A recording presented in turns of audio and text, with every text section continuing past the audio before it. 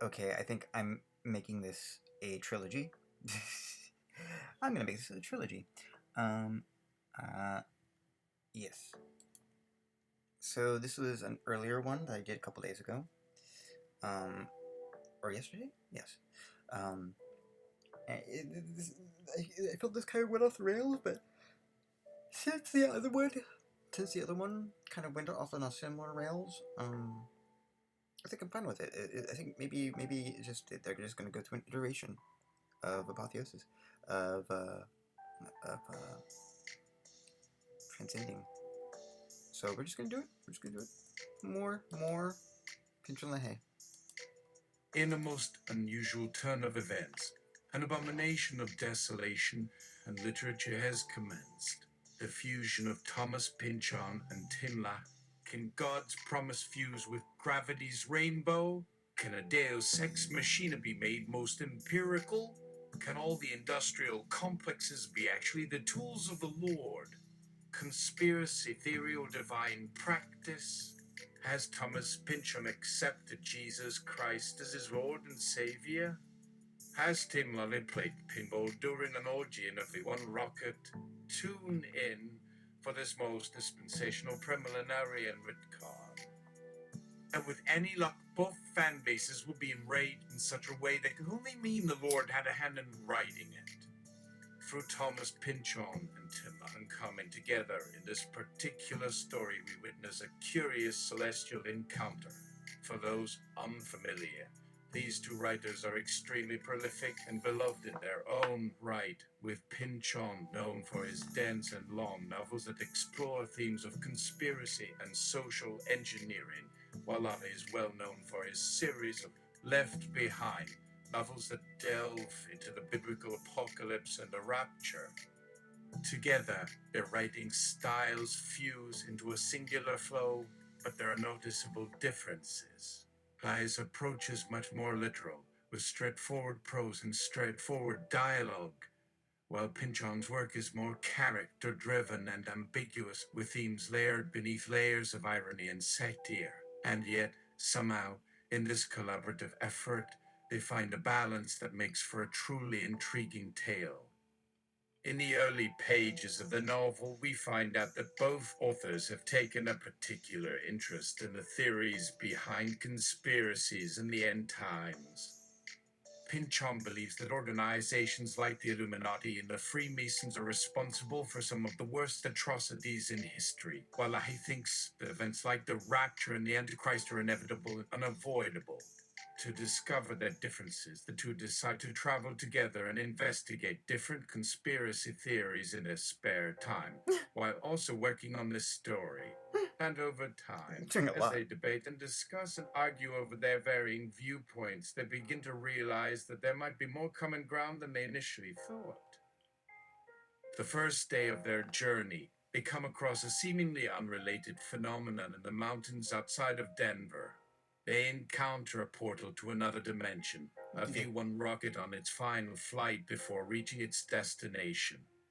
But as they investigate further, they discover that the rocket's crew was in fact transporting a strange artifact, one that could potentially provide answers to the very questions that brought them together.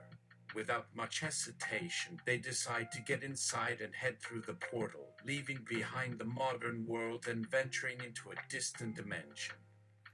In this alternate universe, they find that everything seems almost perfect. People are happy and well adjusted, everyone works in harmony, and the planet is even cleaner than in their own world. But every crime is capital. At first, they wonder if this could be what the end times look like. But after exploring deeper, they realize that something is not quite right. There are strange sounds in the night and flickering lights in the sky. And there is something lurking beneath the surface of this utopia. Water? They believe that the artifact that they found in the rocket is somehow connected to it all.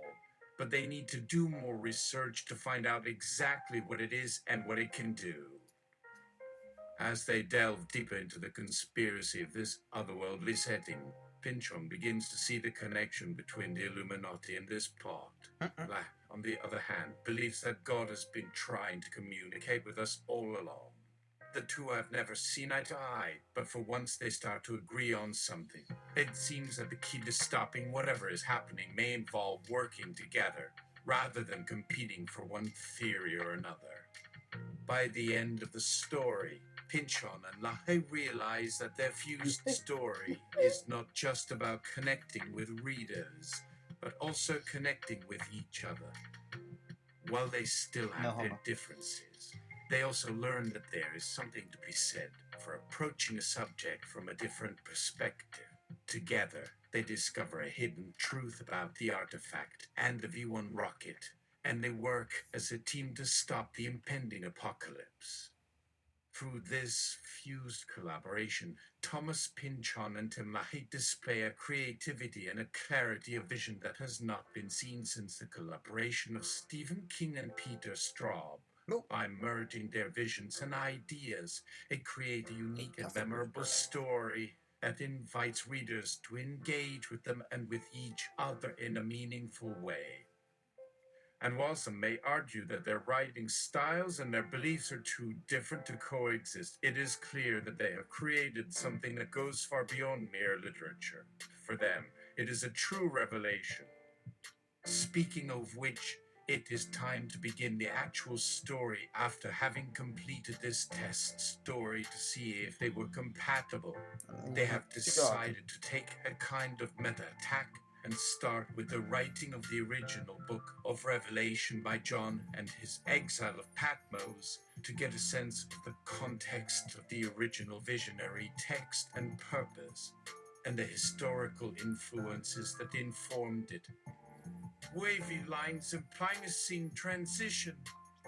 After finishing their mission and locating the source of the interdimensional portal, they realized that there was more to the conspiracy than just the artifact. Somehow, an old, well-known writer had gotten involved and was writing this story using a futuristic genre, such as sci-fi or cyberpunk, involving a dystopia and the impending apocalypse. John's vision was highly subjective, so the fictional story included religious concepts that the writer couldn't have even known about. But there was more to it than just storytelling. This writer seemed to be a sleeper agent working for a mysterious organization, and they needed to stop him before it was too late. But who would they team up with? None of their other allies could help them uncover the conspiracy or navigate the complexities of this story's plot, which seemed to include an end times theme like the time John had described in Revelation. Pynchon and LaHaye realized that they needed to bring John into this investigation, as he was the only person who could help them make sense of this situation. They approached John carefully, as they knew his visions could be sensitive. At first, he seemed reluctant to work with them, as he had been burned by those he had worked with in the past. But eventually, after Pynchon and LaHaye showed him the artifacts they had collected, he was more willing to open up and share what he had seen in his vision.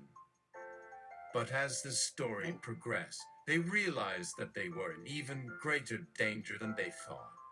The plot thickened, and the organization began to break through their cover. And hardened skin on the top. Thomas Pynchon inquired as to what potions John might be drinking to enable him to tell the story. John reached over and grasped the bottle of Mountain Dew. "All aboard the Grape Soda Express, Tommy," John exclaimed while kicking back the laxative-infused caffeine drink. "Well, damn," Pynchon replied, shaking his head. Tim LaHaye gave Pynchon a curious look.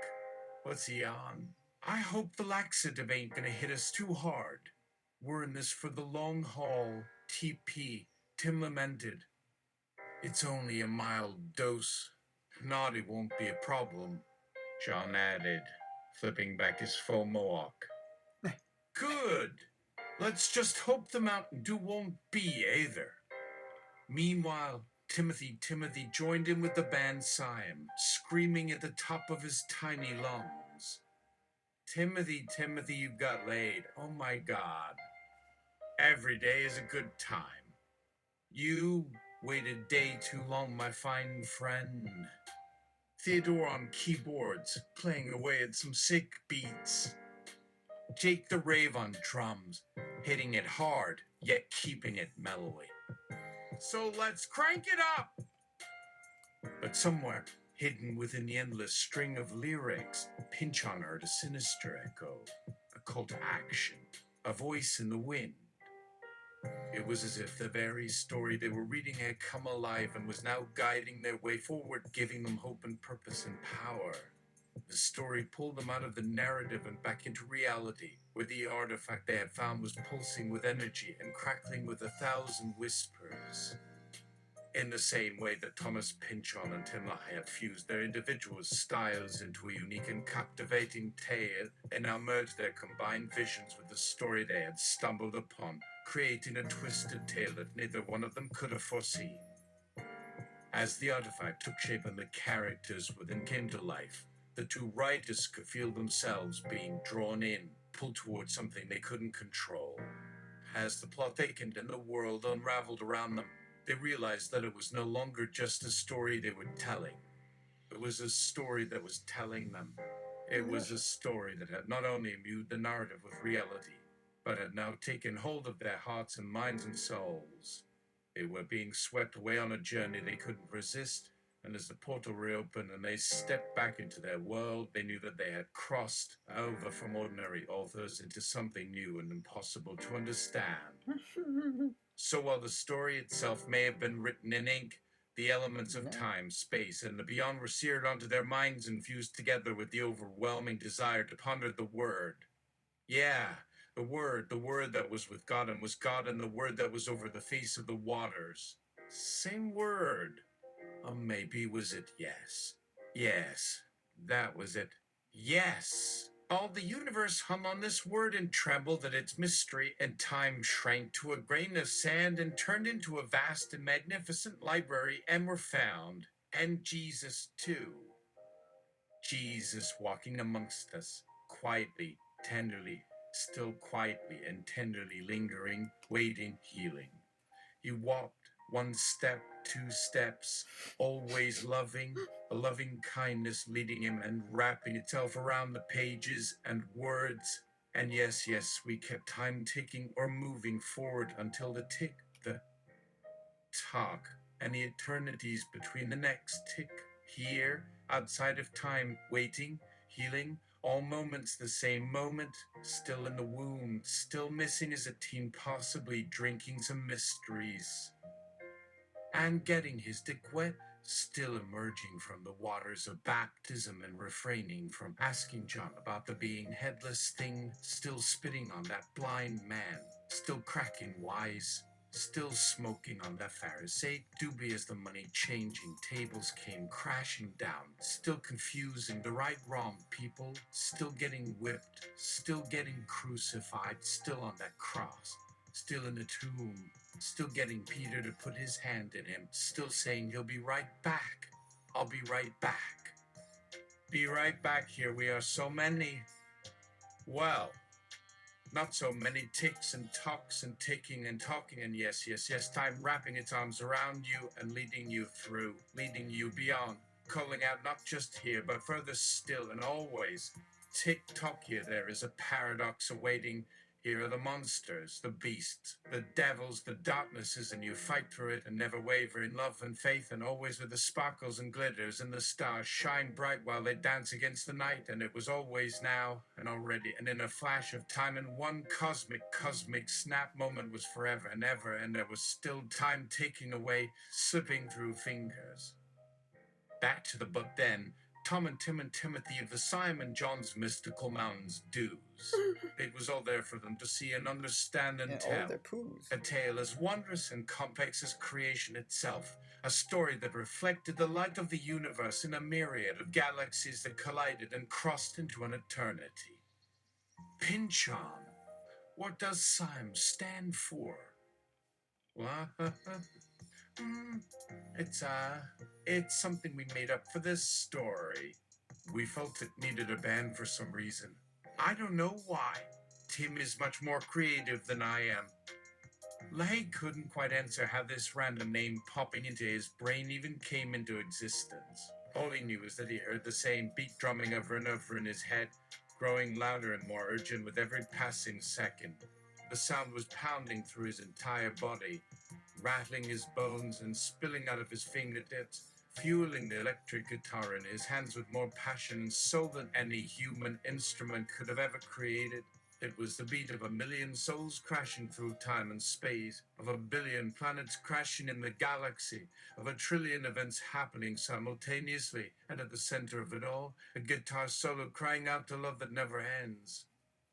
It was the soundtrack to life, a symphony of love and despair and hope and tragedy, a roller coaster of emotions that both tore you up and left you gasping for air.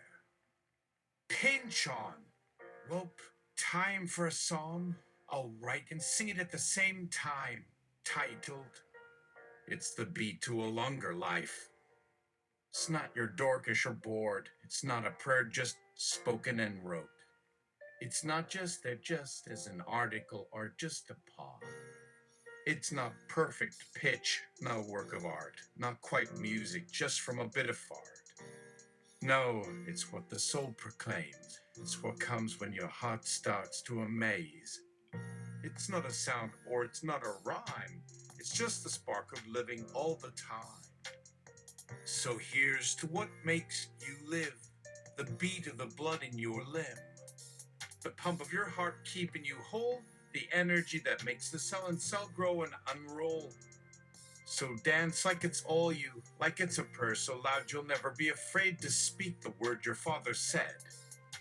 Oh, it's the beat to a longer life, not just the power to do so well, not just a noise or cliche or hell. No, it's a life that has meaning, that lifts you up when you can't find strength in doing what's right.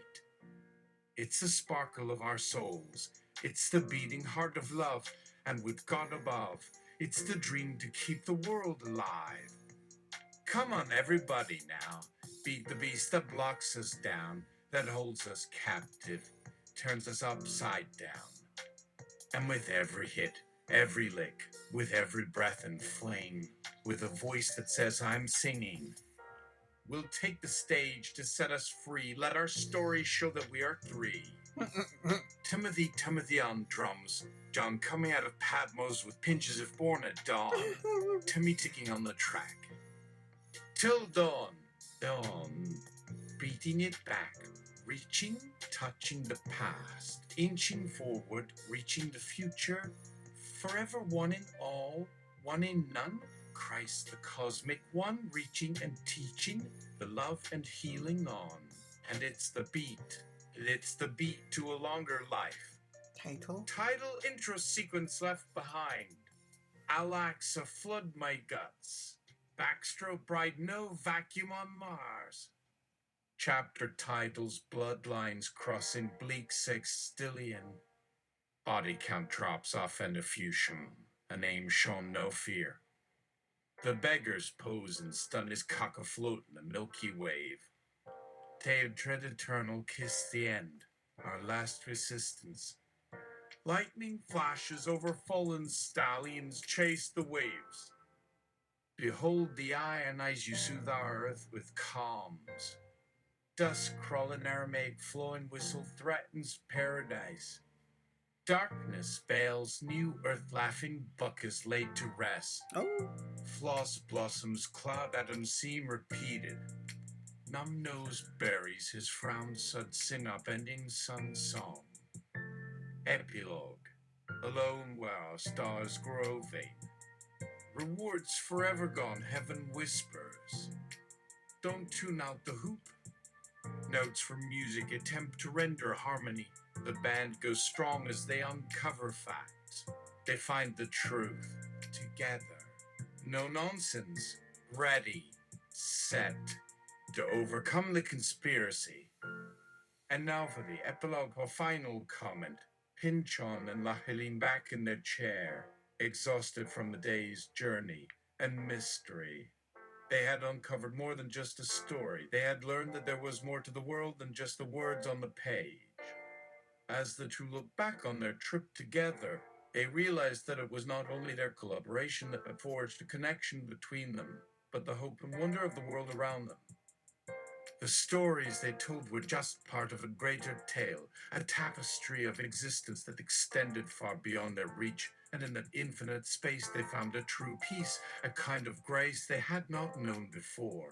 It was this insight that allowed them to carry on, to keep writing and exploring, to be not just authors but truly vessels for the cosmic storytelling that stretched out into the infinite. With this revelation came a new understanding of life and love and the power of story. And as Pynchon and LaHaye saw the universe grow and expand and flow, they knew that they were just a tiny part of a much greater story, one that would go on forever and ever and ever. Author's ending notes. Pynchon had agreed to finish their story, so they began the backstory of the novel John had been told about. Timothy began with an early morning intro before becoming a daydream warrior and not returning home at the appropriate time for John, who remained somewhat annoyed. One time, they had to switch to a different chapter due to John's lack of engagement. John takes Pynchon and LaHaye on a tour of the Book of Revelation, from letter to seals to trumpets to bowls to the boring cube heaven part. LaHaye inquires on the buff job.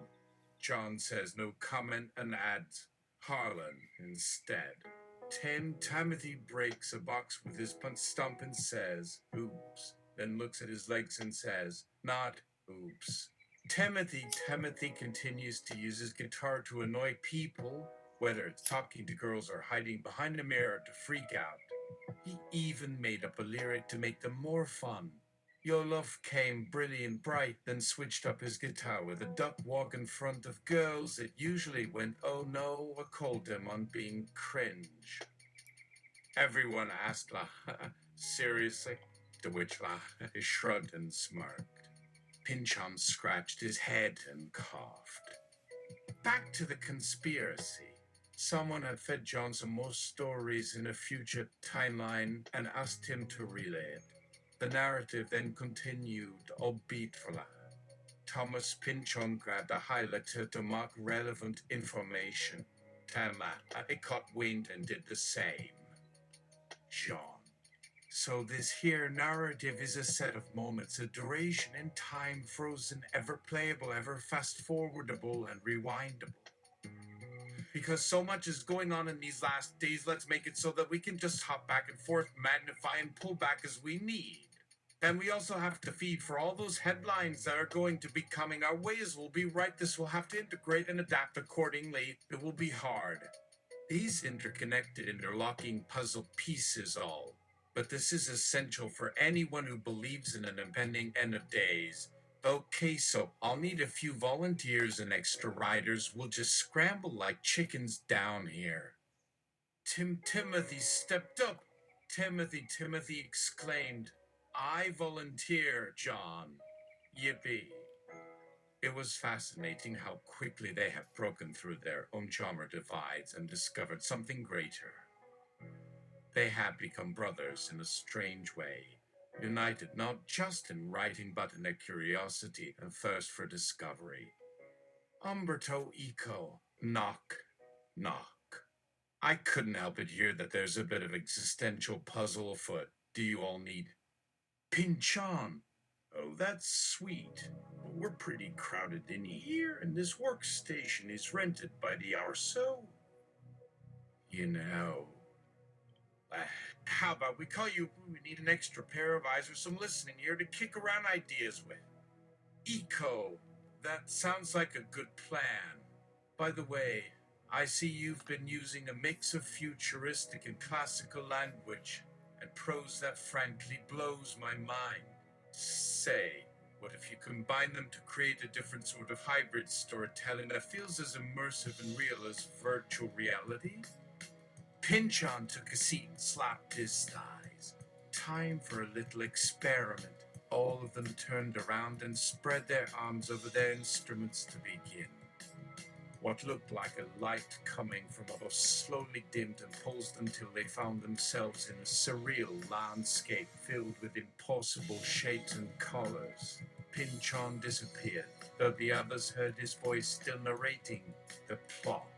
They hop from spot to spot, trying to work off the confusion. Author John has to deliver a rough draft of his preface, and Tim is his co-conspirator. Tim tries to recite C-SPAM lyrics to distract from anything scandalous, saying, "If music could turn to air and float, it'd never exist to get written out. At least no one gets left out if a story is just audio and can't be shown. Read aloud or annotated. This will always be true. There will always be poetry and sound from me, a book for reading in a song that never ends. So let's hope everyone can breathe in air and not let time squeeze us till we bleed. Because remember, time comes alive for you and me. Just look out on creation, from stars to gravity and beyond. Say hi from me when you do. All it takes is a thought and I'm with you." Chapter 1. Bloodlines crossing bleak sextillion. There was another knock at the door and more noises rising from somewhere outside the apartment. Pynchon sat up with a jolt and glanced toward the door. Him and he dove to hide the Pynchon script lie, tried to shove C-SPAM or whatever. He called it under the table. There was someone pounding on the window, and they heard a shove from the corridor.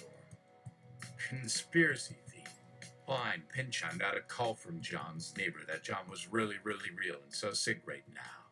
That was way too much info. LaHaye ran into the action even if it meant skipping a vital part of the plot and came back empty-handed, coughing and muttering a mix of cranberry cuss words.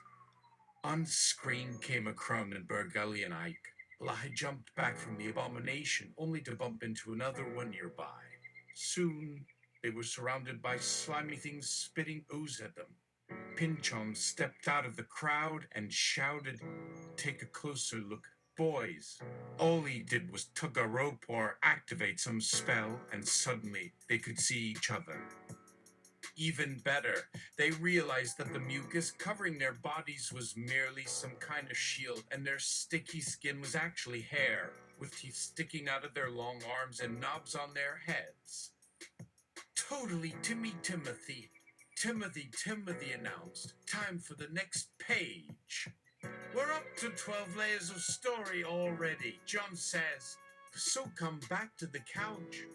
We can play Nintendo Dream Cruise Dumb and mini golf, which is hard because it's text, and we have to take turns figuring out what letters are hiding what color space. It's pretty cute and complex." John gave me a thumbs up. "Let's get the show on the boat of this thing." It was in reading people's reactions to their collaborative writing that Thomas Pynchon and Tim LaHaye realized just how far they had come. The pages flowed from their pens with such ease and precision that it seemed impossible for them not to succeed. With each moment, they were brought together by their passion for storytelling and their shared goal of creating a story that would be both shocking and inspiring to the world. And with each passage, the story grew larger and more complex, with every twist and turn telling a new part of a new mystery.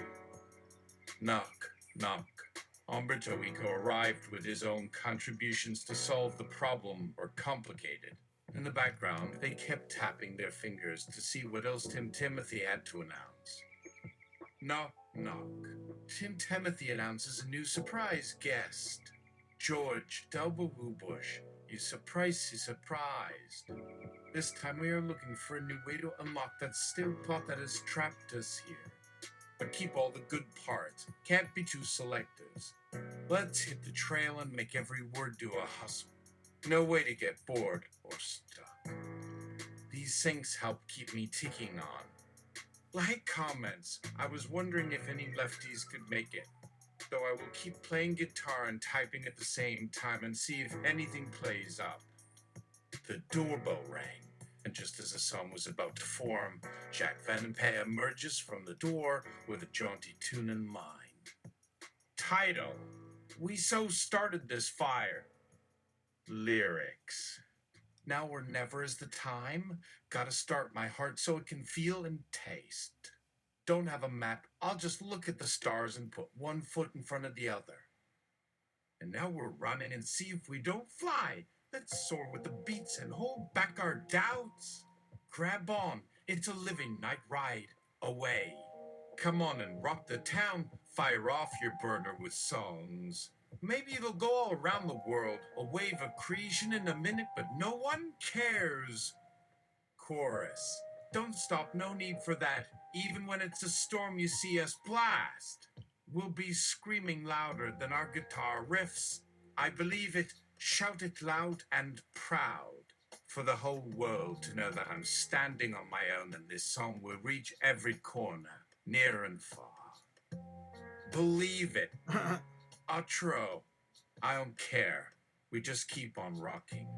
You're the boss, so I say charge. Hit the highest peak and spread that good vibey groove. So roll with it and ride the buzz. Let that wild fuse. Come on, everyone. Let's just open that big sky window and pour out our burning sun rays on the earth. Look up, it's not always here and now and tomorrow and maybe it'll end, but love stays in my heart and I'll keep it there forever. Will you stay? Song ends. Wow. That was a jam-packed riff machine that slayed me and made me want to stay. Was that a reenactment? Time for a tech-titty break. Check back soon. At outro, final note, we've come full circle with our notes. Thomas, Timothy, and Tim have a ball with little moments of banter that spark thought. That's it, we're done. But hopefully, we never truly close the book as the adventure continues. Keep the love flowing and don't give up on God, no matter what evil might have conquered the skies and the walls. To build new worlds, we have to have hope and keep building, no matter what. I look back and I feel loved. Thomas and Tim and Timothy stand with me, solid as steel and yet warm, comforting and fun. Amen and love you all, everybody. Take care. Go change the world, and let's meet in some never-shining paradise in the sky someday, you hear? I'll keep a watchful eye up here. Love, John. With each moment, the story comes alive. Chapter 2. Body count drops off, then diffusion. A name show no fear author after footnotes. Okay, let's go for it. It's a rock theme, really massive musical theater stuff. Like you're expected to go hard on stage with props. No tofas, okay. But chimes in. Thomas, can you also show the readers the actual story part to mark which part we're on? But all the above is fine and cool. Proofreader got it. Reading to check and follow on Twitter. Oh, and Facebook, Pinterest, and Reddit, please. Continuation. Jack Van Peck continues his serenade, going for the whole playlist. The next one is by another group, the Three Daffodils. So then, after his appearance, we are lost in that part, right? Author. A narrator should arrive and announce weird sci-fi, weird steampunk punk, so don't get turned. So yes, and send us the crib sheet. Hash smells hash, looks still saucewell. Where was the Calvin? Then there will be a description of a new elemental set of ideas and action for all to understand and incorporate. Plus weirdos and zombies abound who want to talk blotskillotic. Pynchon quickly quips. We do things and meet each other along the way. After a lot of research and collaboration, it seems logical for John to come aboard, complete with narrating device for faster translation of concepts, yes. John, did someone mention a narrating device?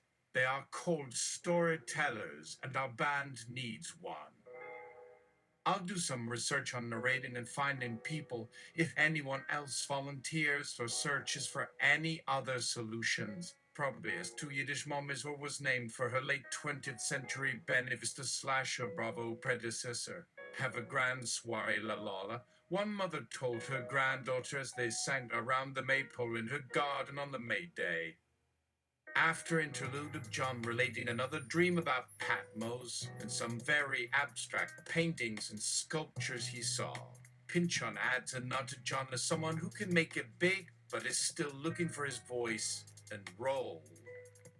So yes, let's remember his artistic journey and support it with resources, art, and kindness as he completes his evolution. Pynchon and Tim try but cannot add a cow-milking apparatus in time. Nervous butterflies fill stomachs as the conspiracy makes the transition to a reality-bending new universe. Chapter 3. The beggars pose and stun his cock afloat in a Milky Way.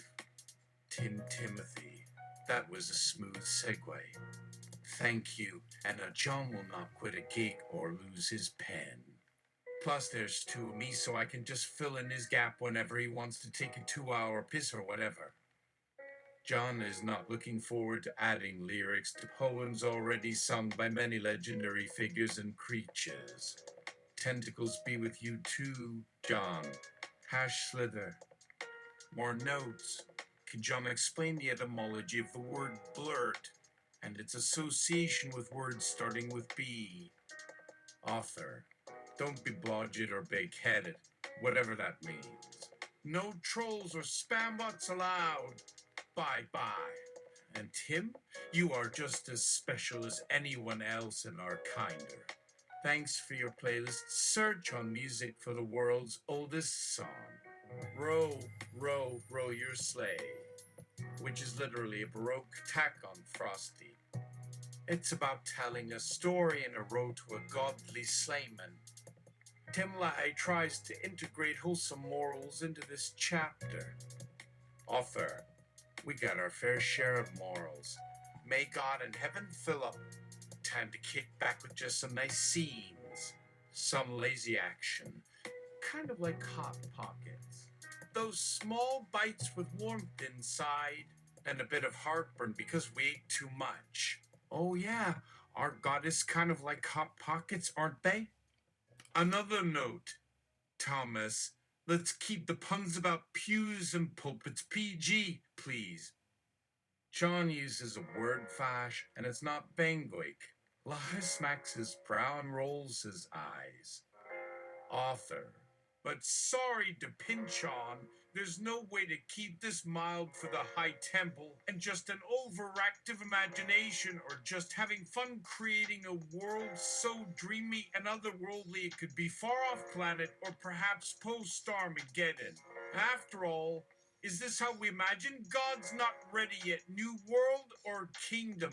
Just keep rocking it and rocking it, everyone. The rest of the story. No one answered John, but they were grateful for him explaining and sharing his strange perspective on cultural and religious history. The notes from Pynchon's narration grew sparser and began to dip down or float to the sky.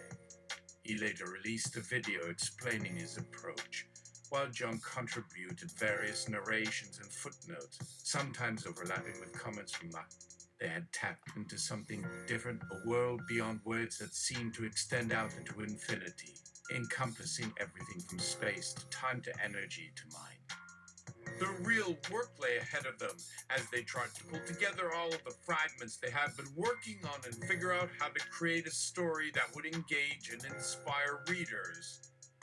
But as they continued to work and collaborate, they were confident that the work would be more than just words on the page. It would be a revelation, an answer to a question that had been hidden away for years, a story that would change the world. Chapter 4. Day of Dread Eternal Kiss, the end? Our last resistance outro.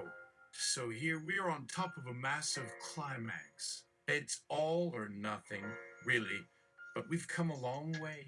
You boys came through with your weird language and weird dialogue that creates this beautiful tension with absurdity and thought. I commend you for sticking with the project and challenging yourself to write outside your comfort zone. Well, enough chatter. Let's kick the dirt off our shoes, tie up our jeans, and put on some roller skates for a free ride. Maybe our story will bring smiles and tears to readers, making a tiny connection between worlds or breaking a universe of monotony. So stay close and hold tight and hold those bars, because we're on a track like a movie no matter where we go. Remember, your little voice in your head is watching and cheering you on, even when no one else does or doesn't. Or cares. Be brave. Go get it and let your hearts roam. Trust them like a flower that blooms in the cold, refusing to accept death or change or darkness. Timothy. This is not the end of the chapter, even though it sounds like the end of the chapter. But no, this chapter keeps on going. John also says it's like making food. The ingredients and presentation stay the same, but the flavor can change as a whole from hour to hour, decade to decade. Let's never forget our place in the food chain and being a team when it comes to creativity, life, and fun. So let's bang away like gangsters till we cry or kick some serious butt or grow strong enough to fight back. Scream, my loves, as loud as the gazoonks, for it's our voice that shapes the song. Song title, endlessly beloved chapter. Bitch song title, oh my bitchin' wickedness. Enchant. John calls out my first name as my middle name as my last name as a shout and asks for forgiveness for the snot and gnashing his teeth in some misguided attempt at chewing out Satan, which brings up a funny aside. Who would like to pray or pray with them? To which someone would just cringe and nod and breathe a little sad bird melody. Choice for lyrics. John has a dream where Jesus wears a leather jacket, his face tattooed with roses and lemons, and hops out on his unicycle like the Pope from MTV's The Temptation. Oops, I went too far there. So, I've a badish, which means don't stop or pause. Right. Okay, not that one. Don't I know what that is? Why didn't anyone tell me we just switcherooned? God knows I'm sorry, but let's look to the future and continue our journey, okay? Chapter synopsis. While waiting to see a physician for an out-of-control Funkachu Pharmakiva. Yuck. God sits on a toilet because the only time you feel nothing are you down, where you feel nothing. God was giving John a little hiatus so he wouldn't explode. Then God smiled and gave John a little nudge to a time door. Don't ask me what that means, or try not to. Haha, and thought some thoughts. It was John's reflection, how time and space are actually interwoven, and that he didn't have to run away to a mirror universe just to show another layer. Instead, John saw beautiful light flashing in his right eye, just in front of his cheekbone. That was God speaking to him. Don't need a computer to spell out its message. Look deeper. Dig within. Jack Van Impe was still singing his story. Can we ask for reflections, notes, or a chorus? To which they rolled back the interlude to jump back to another tune. That's a tune. Jackie Van I. In 3 tops and 4 toes. John returns with nothing but stars in his eyes. Good news for everyone. I want to say, Thomas, your smile just goes haywire. But everyone has something to share. Could we hear a recap or a poem of our mission? Mission to make sense of stories or just to break for chills on their roller coasters? One last big boombox beat to the night. Timothy. Tom. Ah, yeah. Here we are in real life, real time. Next step. What's the last chapter got planned for us? Are we running and chasing and coming? Where's my guide? My phone charger has battery bars less than a week old. Bonnie. Yes, yes. Don't lose hope. Stay on your seat, wherever it is. Nowhere is gone, always connected somehow. So let's continue to crosstalk and carry on. Good grace given. Time to send those vibes we missed out on. The universe is here, and not just all but abandoned. This sync to the time turn as it happened in the year of our Lord. May we remember our days, forever and always. May your beats make this weirder. Now it's Timothy's turn for a page. Rhythm change. The beat starts to bounce, so it goes zoom. Look out, you keyholes, something's round the clock. Then came some interludes. Somewhere in the chanting and the shaking of fists, Timothy was able to give the rest of the team a hint of something John had told him. He couldn't find a timeline, but he figured he might as well plug the next move. He told why don't you go check John's little ding bell on Twitter? There's some breaking news. A bomb that tickles and wiggles the skin, something you'll taste all across the galaxy. Chapter 5. The lightning flashes over fallen stallions chase the waves backstirring Benjamin Folio, Barad and Celt. Do you like horses? Have you been racing yours in a bar, sitting comfortably in the stirrup with a horseshoe painted on the seat to keep you steady? No one gets bummed out. I sure love them like pieces of pine can barely stand when I think about their darts and sweet stats and how they still seem scared of stuff when they've heard it a dozen times, like people with hokey kids at Sunday school. So in Chapter 5 we meet Benjamin, or Barad and Celt himself, a godly black silhouette or just man with the face of God, surrounded by lightning flashes and rolling waves. We believe in all this glory is a saint who is going to unlock some riddle or power that we did not know we possessed. That we all just gotta let this sparky and frisky wave hit our hearts and chill and scream and shine like the star of midnight at 10. You've reached your dream as if we ran through an underground tunnel full of colored candles past a mural where a cactus grew. You will tell us on this adventure that all beings should aim for beauty and purity and not let worry or strife cloud our dreams.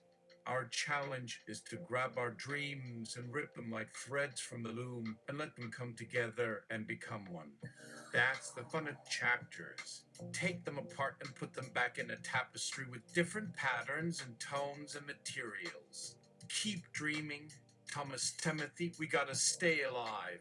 There's gotta be some music to this. If we stand together, maybe we can conquer our own storm and float in it, safe and sound. Let's just try for the soundness of this whole game or whatever science words or whatever. Hold tight, hold hard. Let's spark it and then start it, as the saints have long said.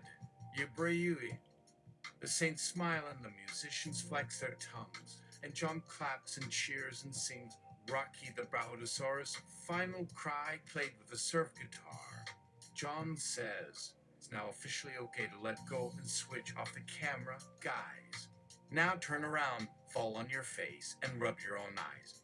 Enjoy the laughter and the tears and the rest of you. There's enough time to go back, change a word or a paragraph, or even just to come again with deeper thoughts. But enjoy this present tense moment of appreciation. We have come this far already. We are a team. Together. Believe. More commentary to counterpoint from the audience.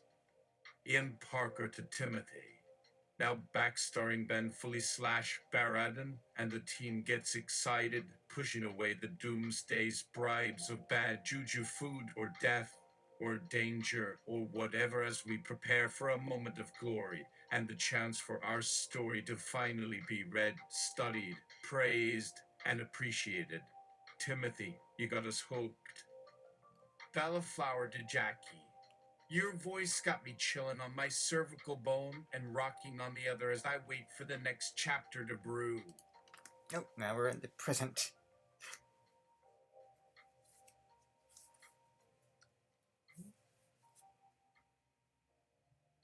What brings the horse to drink the fire instead of the water? Another call for reflection or annotation to John from I hear an electric guitar playing, something real metal and tough sound, definitely a chorus or